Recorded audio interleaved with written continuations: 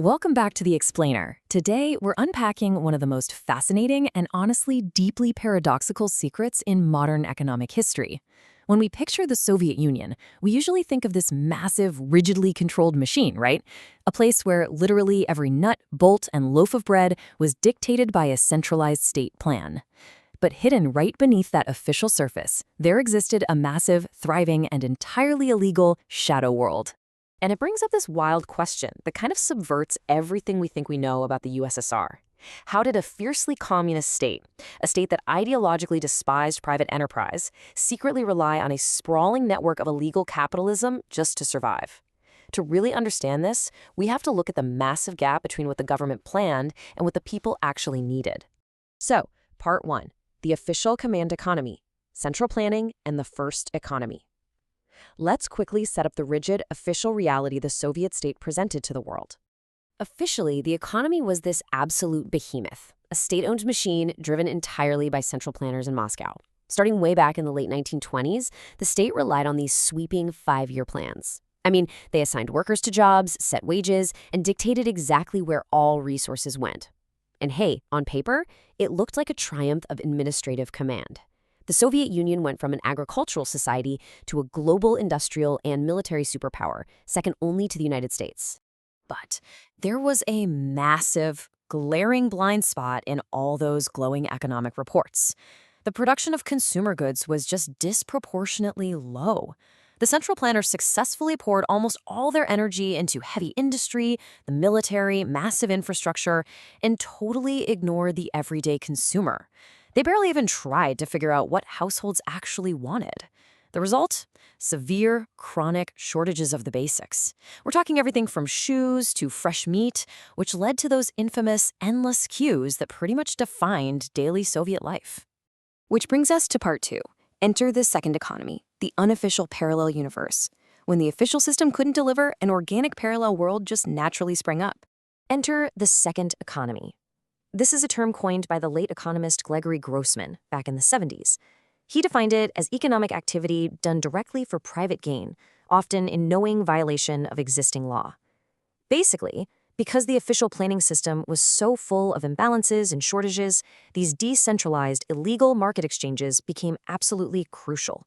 They were the only way to correct the glaring mistakes of the command system. Now, to really grasp the sheer scale of this shadow world, consider this number. Based on extensive surveys of Soviet immigrants in the late 1970s, researchers estimated that a staggering 27% of total urban household income in Russia came entirely from this unofficial second economy. Think about that. More than a quarter of a city dweller's livelihood came from an off-the-books hustle. So, Part 3, Mechanics of the Black Market, the gritty, everyday reality. How did this actually play out on the ground for your average citizen? Well, this massive underground world rested on four main pillars. First, just sheer ubiquitous theft of state property. Workers were constantly taking state-owned raw materials, fuel, tools, you name it, for private use. Second was underground manufacturing, run by folks known as Chekhoviki. These were clandestine private workshops operating right inside state factories, using state machinery off hours to churn out consumer goods to sell privately. Third was speculation, buying up scarce goods and flipping them for a profit. And fourth, pervasive corruption, which is what protected the other three pillars. But here's the crazy part. It wasn't just individuals doing this to survive. It was the state itself. The official state economy literally couldn't function without the black market. Picture this.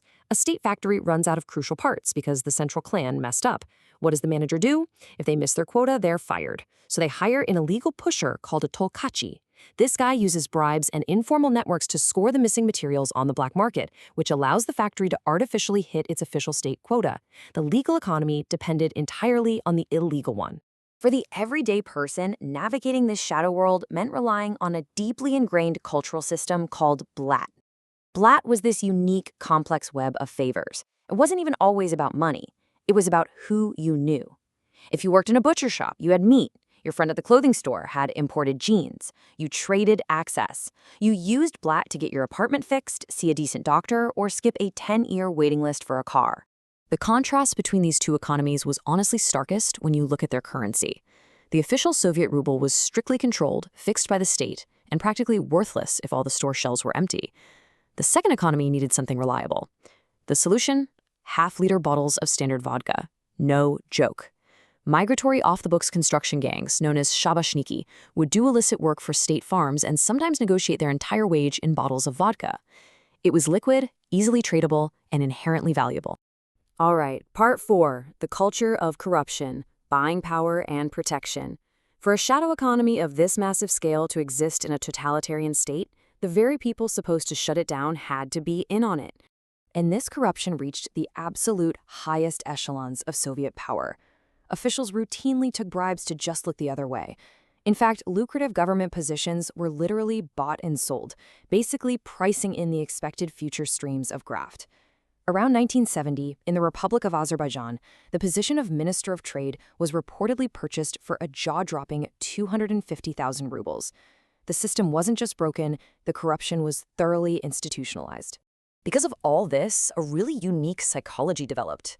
Observers at the time noted that the public just took it for granted. There was almost zero social stigma attached to stealing from the state. People drew a very sharp moral line. Stealing from your neighbor, that's a crime. But stealing from the faceless state-owned factory, that was practically an implicit condition of your employment. There was a famous saying, the state pretends to pay us, so we pretend to work. And they made up the difference by pilfering supplies. Moving to part 5, the system's ultimate paradox, oil in the machine or rust.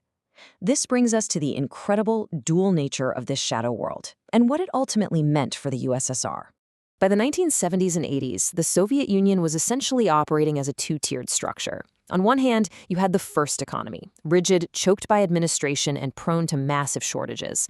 And grafted directly onto it, literally feeding off its resources, was the second economy, flexible, demand-driven, highly secretive, and totally responsive to free market prices.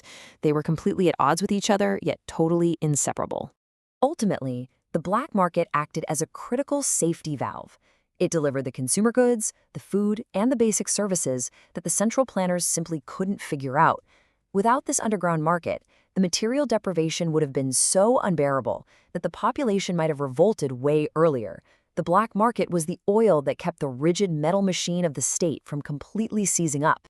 But here's the catch. As decades of official economic data tracked declining growth, it became blindingly clear that this oil was also a corrosive rust.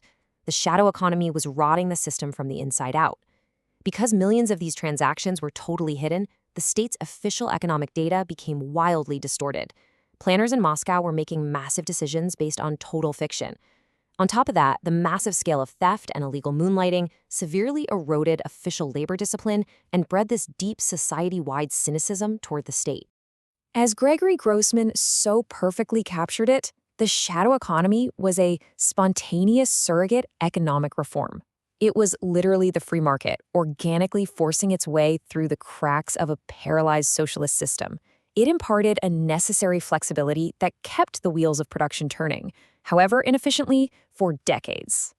Which leaves us with this final, profound paradox to chew on. The illegal second economy fed the people when the state utterly failed. It provided flexibility where there was only rigid control, but in doing so, it hollowed out the state's resources, corrupted its top officials, and made an absolute mockery of its core ideology. So what do you think? Did the black market ultimately delay the collapse of the Soviet Union by keeping it barely functioning, or was it the very disease that guaranteed its inevitable destruction? Take that thought with you, and thank you so much for joining this explainer.